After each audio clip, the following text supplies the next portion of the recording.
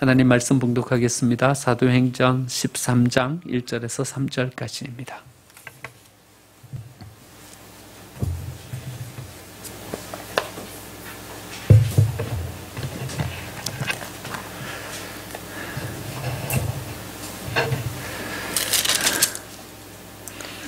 사도행전 13장 1절에서 2절 좀 더 해가지고요. 5절까지 읽도록 하겠습니다.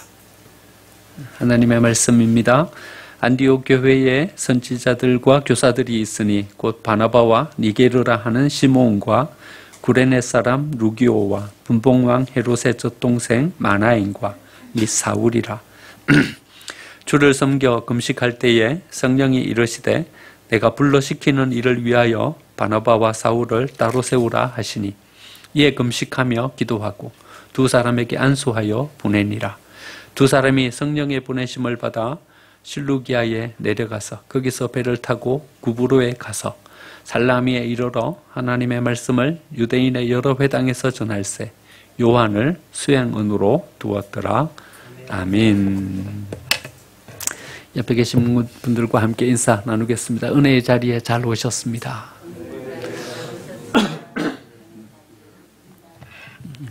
예배의 자리가 복의 자리이고 은혜의 자리인 줄 믿습니다. 예. 우리에게는 두 가지 삶의 자리가 중요합니다. 이 두 자리에서 우리가 승리하면요, 우리는 성공할 수 있는 삶이 되는 것입니다. 그중 한 곳이 교회이고요, 또 한 곳이 우리의 삶의 자리입니다. 여러분, 이 두 자리에서 우리가 어떤 사람인지를 항상 살펴야 합니다. 교회에서 나는 어떤 사람인가?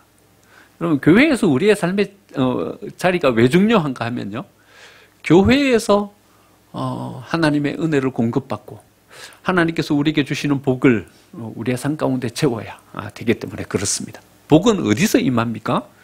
교회의 통로를 통해서 임합니다. 그래서 교회에서 내가 어떤 삶의 자리를 자리매김하고 있는가 꼭 체크해야 합니다.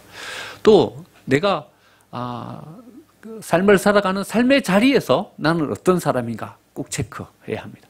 이 둘이 잘 균형 잡혀야 합니다. 둘 다 성공적이어야 합니다. 둘 다 우리는 하나님 앞에 복된 사람으로 세워져야 합니다. 그래야 우리의 삶이 성공적인 삶으로서 우리의 삶을 살아가게 되는 것입니다. 여러분, 우리의 삶에 절대적인 영향력을 끼치는 대상들이 있죠. 가장 우리의 삶에 영향력을 많이 끼치는 대상이 누구이겠습니까? 첫 번째로 꼽을 수 있는 것은 우리의 부모님일 것입니다. 우리 부모님의 어떤 절대적인 영향 가운데 우리는 삶을 살아갑니다. 여러분, 우리가 왜 이렇게 생겼을까요? 부모님이 우리를 이렇게 낳아주셨기 때문에 우리가 이래 생겼습니다. 저는요, 저희 아버지와 똑같아요. 저희 아버지 젊은 시절 사진을 보면요, 잘 구분이 안 갈 정도로 비슷하게 저희 아버지랑 제가 생겼어요. 솔직하게 말하면 저희 아버지가 좀 더 잘생기셨어요. 비슷하게 저랑 생기셨어요. 왜 이렇게 꼭 닮았을까? 저희 아버지이기 때문에, 저희 아버지가 유전자를 저에게 물려주셨기 때문에 저희 아버지랑 꼭 닮은 삶을 제가 살아갑니다. 여러분, 태빈이를 보면요, 태빈이가 누구랑 꼭 같이 생겼어요? 신재경 장로님이랑 꼭 같이 생겼어요. 아니, 걸어가고 이렇게 행동하는 것을 보면요, 천상 신재경 장로님이에요. 야, 어쩜 저렇게 아이가 조그만데도 어쩜 저렇게 똑같을까 하는 생각을 가지고 바라보게 돼요. 왜 이렇게 똑같을까? 할아버지이기 때문에 그런 거예요. 우리는요, 이래 물려받아가지고 그 모습을 그대로 가지고 살아가는 것이죠. 여러분, 절대적인 영향 가운데서 우리는 살아갑니다. 부모님이 물려주신 유전자의 한계, 그것을 넘어서기가 참 힘이 듭니다. 그 안에서 우리의 삶을 살아가게 되는 것이죠. 또 우리가 어디서 태어났는가 하는 것도 되게 중요한 거예요. 여러분, 우리가 한국에서 태어났기 때문에 이런 환경, 이런 문화 속에서 우리가 삶을 살아가고 있는 것이죠. 만약에 우리가 다른 나라에서 태어났더라면요, 우리는 또 다른 삶의 자리, 삶의 영향, 또 삶의 비전을 가지고 살아가게 될 것입니다. 우리 한국이라는 문화, 한국이라는 사회, 이것을 벗어나기가 참 어려운 거죠. 한국, 여기서 태어났기 때문에 여기에 어떤 절대적인 영향, 그 아래서 우리의 삶을 살아가게 되는 것이죠. 이 시대도 되게 중요하죠. 여러분, 우리가 지금 2021년도를 살아가고 있기 때문에 이 영광을 누리면서, 이 평안함을 누리면서 살아가는 것이죠. 만약에 우리가 조선시대에 태어났더라면요. 여러분, 조선시대에 태어났더라면 어떻게 할 뻔했습니까? 우리가 교회에 나와서 하나님 믿으려면요, 목숨 걸고 나와서 예배해야 되게 됐습니다. 그때는요, 여러분, 예배하는 것이 쉽지가 않았어요. 수많은 선교자들이 그때 생겨났죠. 그러니까요, 우리가 지금 여기에 있으니까 이렇게 마음 놓고 예배할 수 있는 것이죠. 만약에 조선시대에 우리가 살았더라면요, 우리는 이렇게 마음 놓고 예배할 수 있는 사람들이 못 되었을 것입니다. 시대도 되게 중요해요. 가정도 되게 중요하고요. 어떤 부모님인가 하는 것도 되게 중요하고요. 어떤 나라에 우리가 태어났는가 하는 것도 중요하고요. 시대도 중요하고요. 이런 어떤 주변의 영향력에 어떤 절대적인 영향을 받고 우리가 삶을 살아갑니다. 하지만 여러분, 이거 우리 마음대로 할 수 있는 게 하나라도 있습니까? 여러분, 우리 부모님 마음대로 바꿀 수 있습니까? 우리의 자식들 우리의 마음대로 바꿀 수 있습니까? 우리의 마음대로 할 수가 없어요. 태어나 보니까 그분이 우리 부모님인 거고요. 낳아놓으니까 이 아이가 우리 아이인 거예요. 여러분, 우리 시대 마음대로 선택해서 삶을 살아갈 수 있습니까? 우리가 태어나 보니까 이 시대를 지금 우리가 살아가고 있는 것이죠. 우리가 어찌 할 수 없는 이 상황 가운데서 우리는 삶을 살아가는 거죠. 어쩌면 우리의 삶을 결정하는 가장 중요한 절대적인 요소들, 우리 마음대로 할 수 있는 것이 아무것도 없어요. 가장 큰 영향력을 주고 있는 것, 영향력이 크면 클수록 더 우리 마음대로 하지 못하는 것들인 것입니다.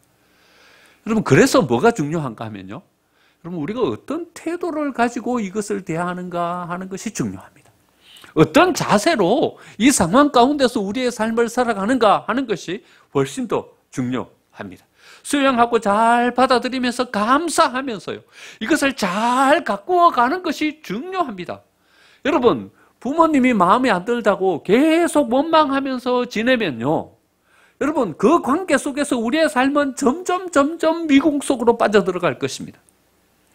여러분, 우리의 자녀들이 마음에 안 든다고 계속 불평하면서 불만만 늘어놓으면요, 자녀하고의 관계는 점점 멀어지고요, 우리의 가정은 행복과는 점점 거리가 먼 그런 가정으로 변해갈 것입니다. 여러분, 원망하고 불평한다고 해가지고 이게 해결될 것이 아니에요. 어떻게 하면 하나님께서 우리에게 허락해 주신 이것을 잘 가꾸어 갈까? 어떻게 하면 하나님께서 내게 허락해 주신 이것을 더 복된 것으로 만들어 갈까? 이것을 대하는 우리의 마음가짐요, 우리의 자세요, 우리의 태도, 이것이 중요합니다. 여러분, 우리의 삶은 어떠합니까? 우리의 마음가짐은 어떠합니까? 우리 이렇게 한번 되돌이켜 보시죠. 여러분, 원망하면서 불평하고 계십니까? 아니면 거기에 공을 들이고 거기에 에너지를 쏟아가지고 이것을 더 잘 가꾸어 가려고 애쓰고 계십니까?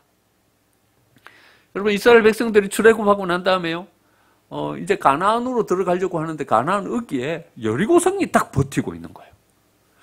여리고성이요, 얼마나 견고한 성인지, 난공불락의 성이에요. 이스라엘 백성들은요, 40년 동안 광야 생활을 하면서 지칠 대로 지쳐 있고요. 여리고성은 난공불락의 성이 이중으로 성이 돼 있어요. 지금 여리고성을 고고학 발굴해서 발굴을 했죠. 발굴을 했는데 넘어진 그 자리 그대로 발굴을 했어요. 발굴을 해서 보니까는요, 성이 이중으로 돼 있어요. 여러분, 이중으로 된 난공불락의 성을 어떻게 이스라엘 백성들이 넘어갑니까? 설상가상으로요, 이 길 외에는 다른 길이 없어요. 여러분, 요단강 이 강의 강줄기는요, 해발 마이너스 200m예요. 양쪽으로는요, 깎아지른 듯한 어떤 산들이 놓여져 있어요.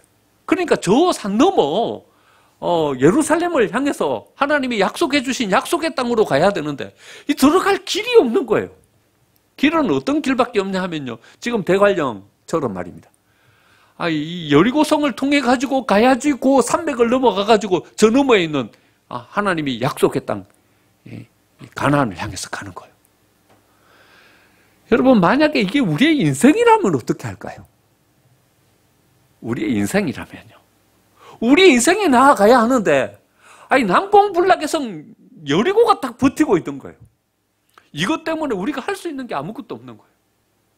아니, 여기로 지나가야 우리의 인생이라는 것이 새롭게 뭔가를 펼쳐가면서 이룰 수 있는데 말이죠.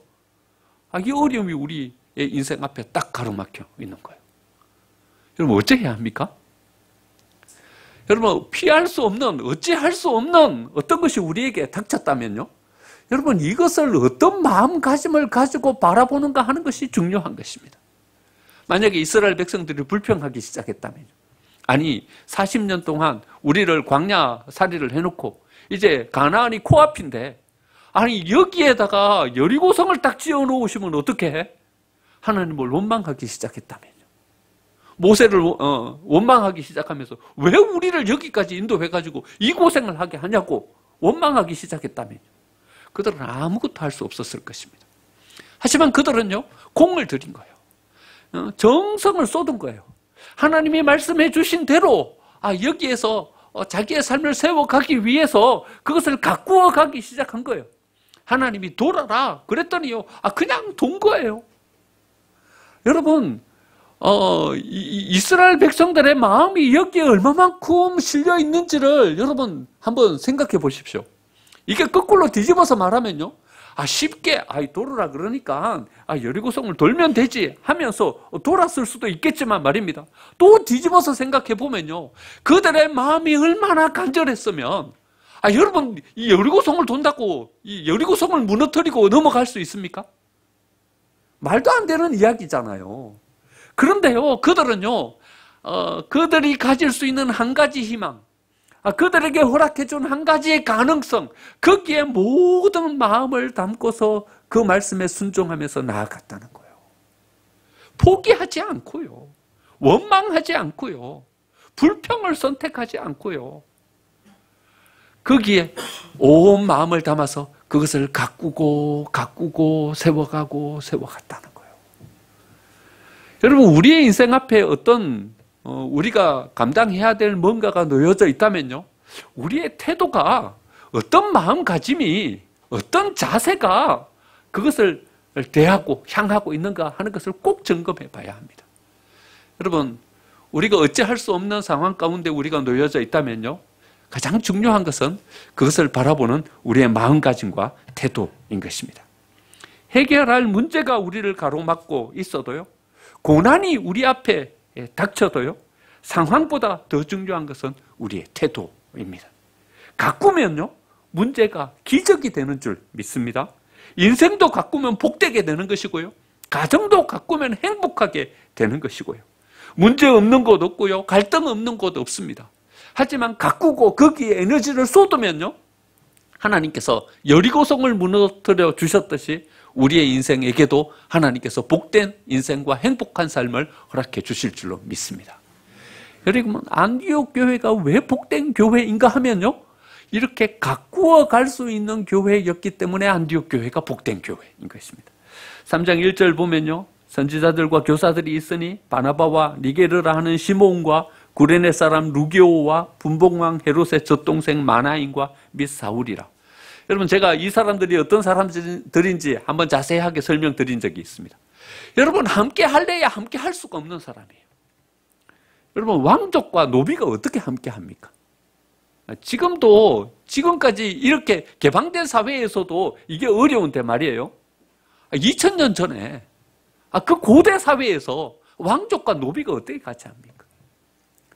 이방인과 유대인이 어떻게 같이 합니까? 요즘도 인종차별이 얼마나 심합니까? 여러분, 이 미국에 가보면요, 유생인종들을 얼마나 멸시하고 무시하는지요. 빈정빈정 되면서요, 사람 취급도 안 해줘요. 제가 비행기를 타고 가다가요, 지수가 막 울어가지고 우유를 좀 달라 그랬어요. 우유를 좀 달라 그랬더니요, 밀크 좀 달라고 그랬더니요, what 하면서 못 알아듣는 척 하는 거예요. 밀크 발음이요, 이렇게 말해야 돼요. 밀크 이렇게 말해야 돼요. 그런데 제가 급하니까 밀크 이렇게 말했겠습니까? 그러니까요, what 이러면서요, 못 알아듣는 척 하는 거예요. 상황을 보면 뻔히 알지 않겠어요? 아이는 울고, 이 사람이 우유를 좀 달라고 하는구나, 금방 알고 갖다 주지 않겠어요? 유색인종이니까요. 인종차별이 심한 거예요. 못 알아듣는 척 하면서 안 갖다 주는 거예요. 백인들이 예배하는 교회에 흑인들은 들어가지도 못해요. 아예 밖에서요, 들어오지도 못하게 해요. 인종차별이 심해요. 지금 이렇게 개방된 사회에서도요, 백인과 흑인이 같이 안 해요. 근데 그 당시에요, 이 안디옥 교회에 백인과 흑인이 함께 있었어요. 이게 가능해요? 갈등할 수 있는 요소들이 교회에 가득했고요. 서로 대립하면서 분쟁하며 싸울 수 있는 요소들이 교회에 가득했어요. 그런데 안디옥 교회는 어떻게 됐어요? 이런 요소들을요, 다 극복하면서 나아가는 거예요. 함께 할 수 없는, 하나 될 수 없는 요소들이 교회에 가득했지만 그 모든 것들을 잘 가꾸어 가는 거예요. 그것을 다 극복하면서 나아가는 거예요. 여러분, 그래서 안디옥 교회가 복된 교회인 거예요. 여러분, 갈등할 수 있는 요소들 앞에서 갈등하고 만다면 말이에요. 대립할 수밖에 없는 상황 가운데서 서로 대립해버린다면 말이에요. 거기에 어떻게 하나님의 복이 함께 하겠어요? 이것을 극복할 수 있는 교회가 바로 안디옥 교회였다는 것입니다. 여러분, 잘 조화되고요, 잘 하나 되는 것이 바로 가꾸어 가는 거예요. 가꾸어 가는 게 뭘까? 여러분, 우리가 대립할 수 있는 요소들을 잠재울 수 있는 거예요. 서로 다툴 수밖에 없는 요소들을 잘 잠재우고 균형 잡힌 교회로, 잘 조화된 교회로 만들어 가는 거예요. 마틴 로이드 존스라는 유명한 설교가가 있죠.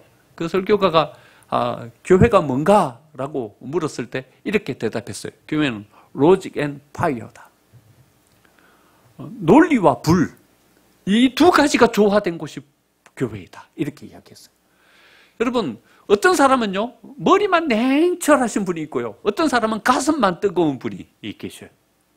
그런데 교회는요, 이 둘이 잘 조화되어야 아름답고 복된 교회가 되는 것입니다. 여러분, 가슴만 막 뜨거워가지고 이런 시작을 했어요. 그런데요, 가슴만 뜨거운 분의 특징이요, 이런 시작을 해놓고 끝을 못 맺어요. 그러면 그 뒤에 누가 그것을 지속적으로 쭉 끌고 나아가면서 일을 끝마칠 수 있게 해줘야 됩니까?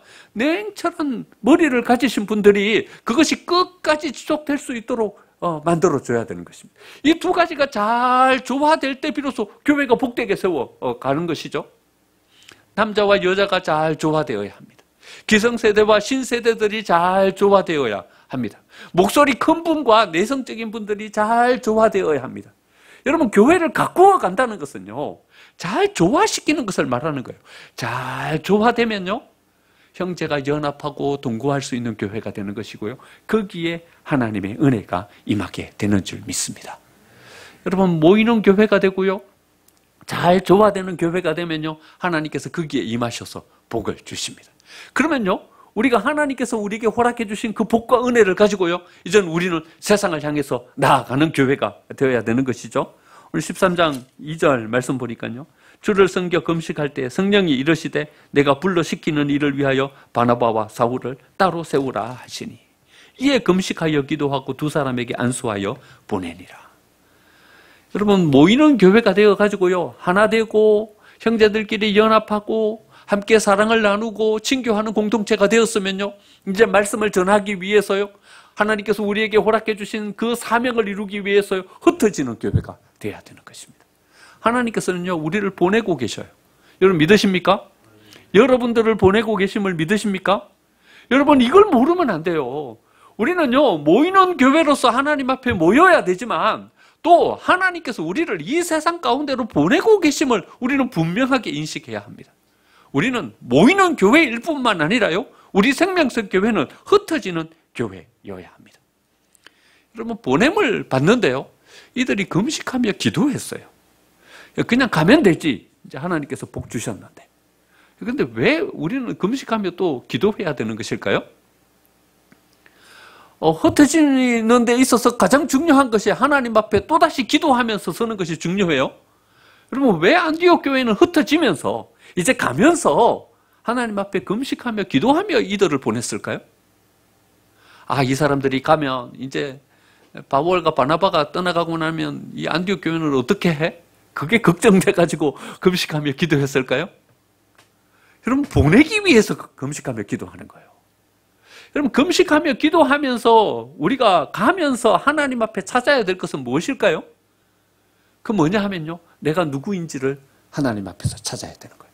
하나님이 우리를 어디로 보내고 계시는지를 기도하면서 찾아가야 되는 거예요. 여러분 가서 우리는 무엇을 해야 되는지를 기도하면서 찾아야 되는 거예요. 여러분 사도 바울이 그 바나바와 함께 전도 여행을 떠나는데 길은 사방팔방으로 흩어져 있죠. 어디로 가야 돼요? 4절 말씀 보니까 두 사람이 성령의 보내심을 받아 실루기아에 내려가서 거기서 배를 타고 구브로로 갔다 그랬어요. 여러분 실루기아로 내려가서 거기서 배를 타고 구브로로 갔는데요. 여러분 왜 구브로로 갔을까요? 왜 구브로로 갔을까요? 아니 갈 수 있는 곳이 많잖아요. 구브로로 가려면요 배를 타고 가야 돼요. 배 타고 가는 것 말고 육로를 통해 가지고 소아시아에 사방팔방 흩어져서 갈 만한 곳인 거죠. 2차 전도 여행, 3차 전도 여행은 다 다른 길로 갔잖아요. 왜 구브로로 갔을까요? 왜 구브로로 갔을까요? 저를 보지 마시고 4절을 보셔야 돼요. 4절. 왜 구브로로 갔을까요? 성령의 보내심을 받았어요. 예. 왜 구브로로 갔냐 하면요, 금식하면서 기도하면서 하나님께 물었더니 하나님께서 구브로로 가라 이렇게 말씀하셨기 때문에 그들은 구브로로 간 것입니다. 여러분 왜 금식하며 기도하면서 가야 되냐 하면요, 내가 누구로 가야 되는지, 어디로 가야 되는지, 가서 무엇을 해야 되는지를 하나님 앞에서 확인하고 하나님으로부터 보냄을 받기 위해서 우리는 다시 하나님 앞에 서야 하는 것입니다. 여러분 우리는 누구로 가야 합니까? 우리는 누구로 가야 합니까? 여기에 대한 명확한 답을 주는 성경 구절이 있어요. 베드로전서 2장 9절이에요. 베드로전서 2장 9절 제가 읽어드릴게요. 너희는 누구인가? 이걸 말씀하고 계셔요. 너희는 택하신 족속이요, 왕같은 제사장들이요, 거룩한 나라요, 그의 소유된 백성이니 이는 너희를 어두운 데서 불러내어 그의 기이한 빛에 들어가게 하신 이의 아름다운 덕을 선포하게 하려 하심이라. 여러분 우리는 누구예요? 누구로 가야 되는 거예요? 택하신 족속이고요, 왕같은 제사장이고요, 거룩한 나라이고요, 그의 소유된 백성으로 우리는 나아가야 하는 것입니다. 10절에서는 이렇게 이어지고 있어요. 너희가 전에는 백성이 아니더니 이제는 하나님의 백성이라. 전에는 긍휼을 얻지 못하더니 이제는 긍휼을 얻은 자이다. 이렇게 말씀하고 계셔요. 여러분 이 말씀 속에서 우리는 우리가 누구인지를 명확하게 알 수 있는 거죠. 여러분 우리는 누구로 가는 거예요? 우리는요 축복된 사람으로 가는 거예요. 하나님께서 복 주신 복의 사람으로 가는 거예요. 여러분 믿으십니까? 여러분들이 축복된 사람임을 믿으십니까? 여러분 이렇게 한번 해보시죠. 나는 축복된 사람이다. 한 번 더 하시죠. 나는 축복된 사람이다. 여러분 우리가 축복된 사람으로 간다는 것이 얼마나 중요한 건지 몰라요. 나는 복의 사람으로 가는 거다. 여러분 한 번만 더 해보시죠. 나는 축복된 사람이다. 자기가 자기 거 하니까 잘 안 맡기는가 봐요. 여러분 주 옆에 계신 분들과 한번 해보세요. 집사님은 축복된 사람이십니다. 두 분에게 더 한번 해보시죠. 예. 집사님은 축복된 사람이십니다. 나는 누구인가? 나는 누구인가? 여러분 우리는 누구예요? 우리는 축복된 사람이에요. 하나님 복 주시는 사람인 거예요. 왕같은 제사장이에요. 거룩한 나라예요. 그의 소유된 백성이에요. 여러분 우리가 누구인지 명확하게 알고 가야 돼요. 여러분 우리가 누구인지 명확하게 알고 가면요 이제 세상에 안 휘둘리는 거예요. 여러분 나아가면 세상이 얼마나 험합니까? 우리를 가만히 놔둡니까? 여러분 사도 바울이 1차, 2차, 3차 전도여행을 하면서 얼마나 많은 고난과 어려움을 겪습니까? 옥에 갇히고요, 매일 맞고요, 유대인들에게 온갖 모함을 다 받고요, 이루 말할 수 없는 환난과 고난 가운데 그가 씁니다. 하지만 사도 바울은요 휘둘리지 않습니다. 딱 중심을 잡고 씁니다. 왜 사도 바울은 세상의 환난, 여러 가지 환경에 휘둘리지 않고 명확하게 중심을 가지고 쓴 사람이 됩니까? 자기가 누구인지를 명확하게 아는가? 내가 누구인지 명확하게 아니까. 나는 왕같은 제사장이다. 나는 그의 소유된 백성이다. 그의 나라다. 하나님께서 나를 택하셨고 나를 통해서 이 복음을 전하시려고 하나님께서 나를 세우시고 보내고 계신다. 여러분, 내가 누구인지를 명확하게 알고 나니까는요, 이제는 담대하게 세상으로 나아가서요, 세상에 휘둘리는 사람이 아니라 오히려 세상을 바꾸어가는 사람으로 그가 쓰임 받을 수 있게 되었던 것입니다. 여러분, 세상이 만만치가 않아요. 하지만 여러분, 세상 때문에 넘어지는 것이 아니라 우리가 스스로 누구인지를 잘 알지 못하기 때문에 우리가 넘어지는 거예요. 여러분, 세상은 우리를 향해서 뭐라 그래요? 너는 게으른 사람이다. 이래 이야기해요. 야, 이 게으른 사람아. 이래 이야기해요. 여러분, 이때 우리는 어떻게 여기에 맞서서 우리를 세워야 합니까? 내가 왜 게으른 사람이야? 여러분, 이래 반응하면요, 여러분, 세상이 아무리 나한테 게으른 사람이라고 이야기를 해도요, 여러분, 세상의 말에 휘둘리지 않고 나를 세울 수 있어요. 내가 이렇게 열심히 살아가는데, 이렇게 내가 성실하게 최선을 다해서 살아가는데, 내가 왜 게으른 사람이야? 이렇게 쓰면요, 여러분, 우리는 게으른 사람이 아닌 거예요. 근데 세상 사람들이요, 우리 보고 게으른 사람이라고 한다고 우리의 중심이 명확하지 않으면 마음속에 헷갈리는 거예요. 내 게으른 사람인가? 왜 게으른 사람인가 하면서 그 세상의 소리를 내 속으로 받아들여요? 내가 명확하게 세워지지 않으니까요. 내가 열심히 최선을 다해서 이 세상을 살아가고 있는 사람인지에 대한 확신이 없으니까는요. 그런 일이니까 내가 흔들 해버리는 거예요. 넌 나고자야. 넌 나고자야. 그러면요, 내 마음 가운데 이런 생각이 드는 거예요. 내가 나고자인가? 여러분, 나고자세요? 여러분들 마음 가운데 명확하게 중심이 안 세워져서 그런 거예요. 내가 왜 나고자야? 나는 이웃들과 함께 동력하면서 내 열심히 최선을 다해서 지금 함께 하나님의 교회를 세워가고 있고, 직장에서 내가 동료들과 함께 동력하면서 내가 최선을 다해서 열심히 직장에서 일하고 있는데 내가 왜 나고자야? 여러분, 이러면요, 세상이 아무리 우리를 향해서 너는 나고자라고 이야기를 해도요, 여러분, 우리는 안 흔들려요. 왜 흔들려요? 왜 넘어져요? 우리가 누구인지에 대한 명확한 이해가 없는 거예요. 내가 누구인지에 대한 명확한 중심이 세워지지 않은 거예요. 여러분, 우리는 왕같은 제사장들이에요. 그의 소유된 백성이에요. 그의 나라예요. 하나님께서 우리에게 복 주셨어요. 나는 축복된 사람이에요. 이것이 명확하면요, 여러분, 우리는 세상으로 나아가서 안 흔들려요. 오히려 세상을 변화시키고 세상을 가꾸어 가는 사람으로 우리는 세워지게 되는 것이죠. 여러분, 내가 누구인지에 대한 명확한 이해를 가지고 나아갈 때 비로소 우리는 세상에 휘둘리는 사람이 아니라 오히려 세상을 변화시키는 사람으로 나아갈 수 있게 되는 것입니다.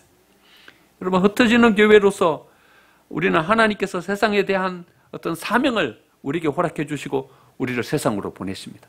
여러분, 첫 번째로 우리는 어디로 가야 하냐 하면요, 우리는 가정으로 나아가야 합니다.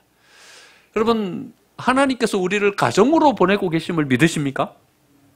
이 사명을 가지고 나아가면요, 고난이 닥치면요, 우리가 사역을 하는 것이지 고난을 겪는 것이 아닌 것입니다.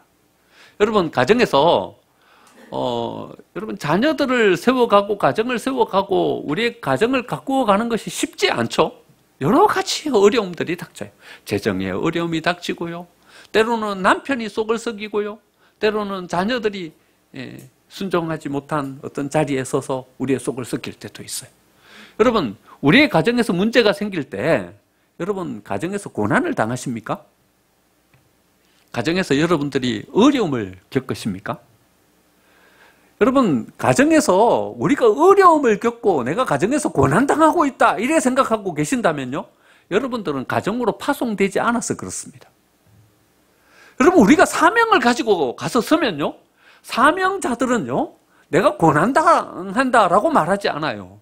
내가 고난당한다라고 말하지 않고 뭐라고 말하냐 하면요, 나는 여기서 사역을 하고 있다 이렇게 말합니다. 선교사들이 나아가가지고 선교를 할 때요, 여러분, 선교지에서 수많은 어려움들을 겪죠.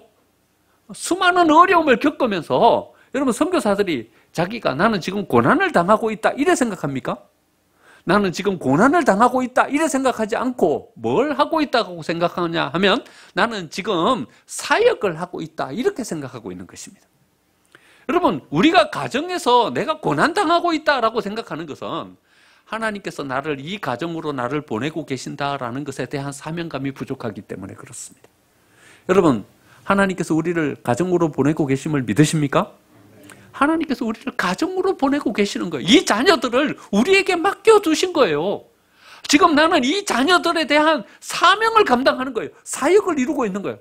이 속 썩히는 남편, 이 남편을 나에게 사명으로 허락해 주신 거예요.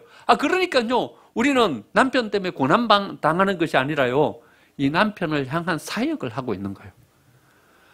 좀 위로가 되십니까? 예, 사역을 하는 거예요. 사역을 하는 거예요.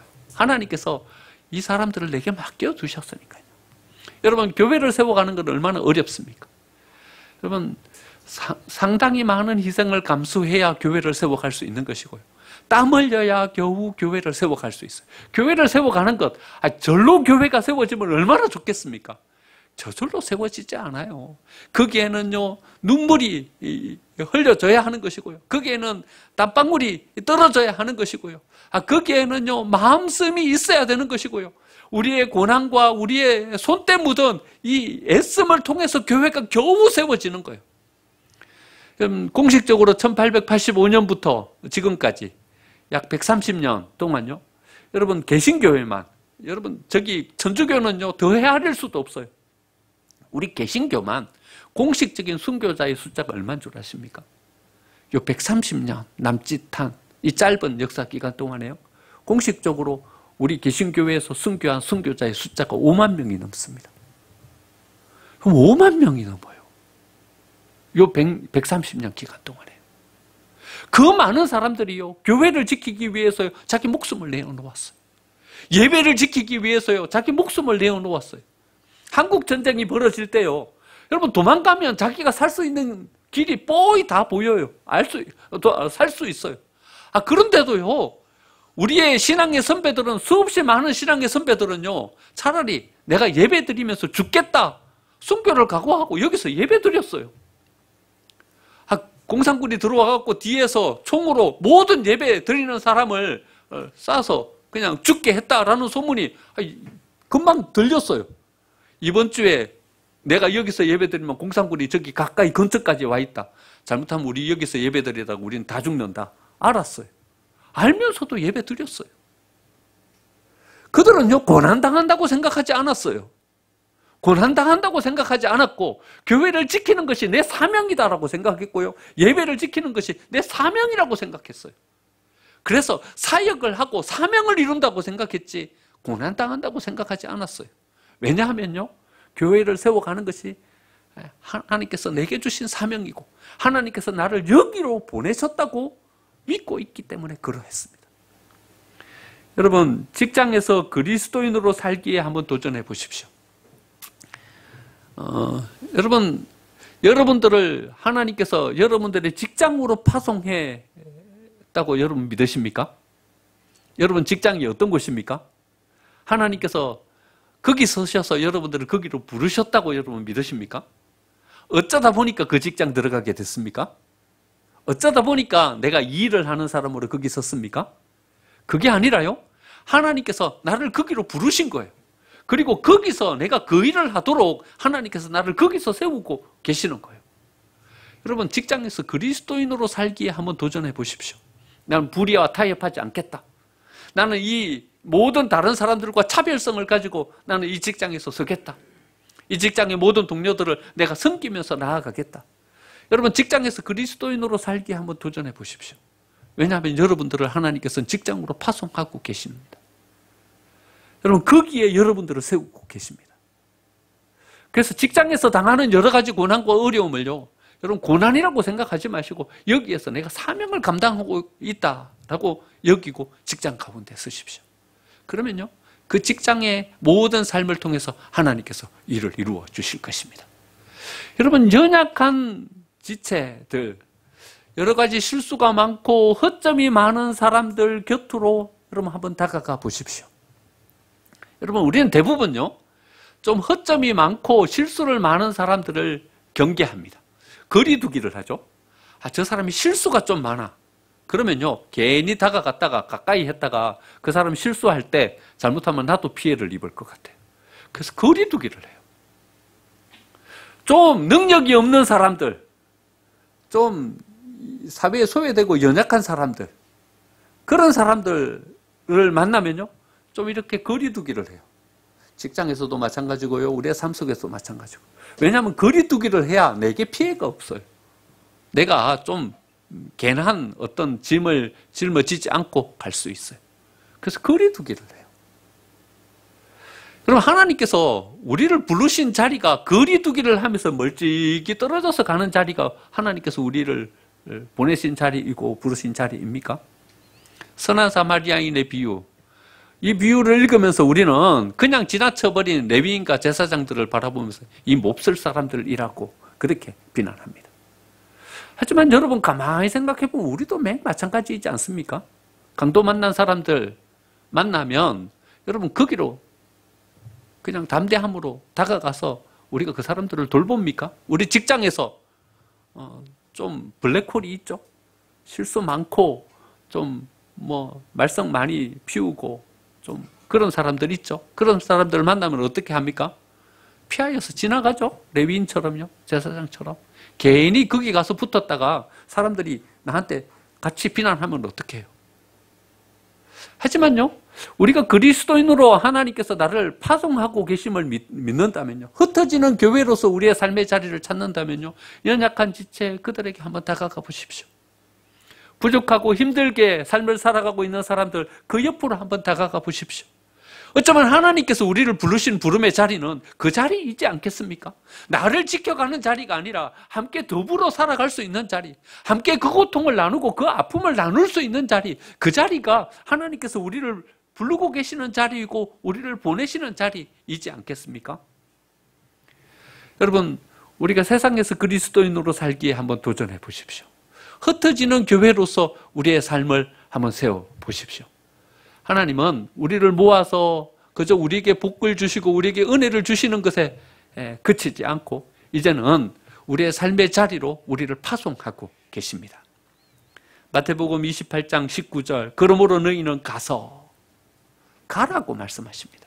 모든 민족으로 제자를 삼아 아버지와 아들과 성령의 이름으로 세례를 베풀고, 사도행전 1장 8절, 오직 성령이 너희에게 임하시면 예루살렘과 온 유대와 사마리아와 땅끝까지 어떻게 해요?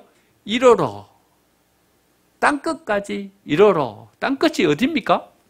고난당하고 있는 형제들이죠. 연약함과 단점과 허점을 가지고 실수 연거푸하면서 넘어져 있는 그 형제들, 거기가 땅끝이죠. 거기로 가서 말씀하십니다. 사도행전 13장 3절, 이에 금식하며 기도하고 두 사람에게 안수하여 보내니라. 여러분, 하나님은 우리를 모으실 뿐만 아니라요, 우리에게 가라 말씀하십니다. 우리의 삶의 현장으로 나아가야 합니다. 우리의 두 삶의 자리, 이 두 자리가 복되어야 우리의 삶이 성공적인 삶입니다. 하나님께서 우리를 불러 모으시는 교회, 모이는 교회로서 이 자리가 복되어야 우리의 삶이 성공적인 삶이고요.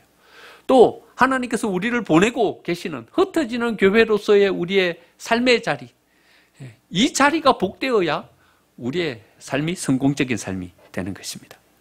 하나님께서 우리를 모으시는 것은 우리를 보내시기 위함입니다. 어디로 보내십니까?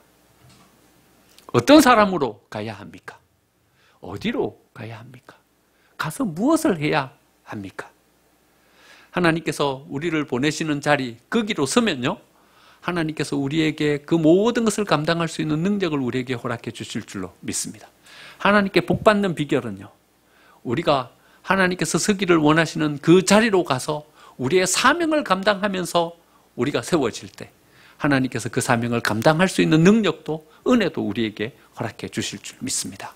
모이는 교회일 뿐만 아니라 이제 흩어지는 교회가 되어서 우리의 삶의 자리에서 하나님의 사역을 충성스럽게 복되게 만들어가는 저와 여러분들의 삶이 되시기를 간절히 축원드립니다. 아멘.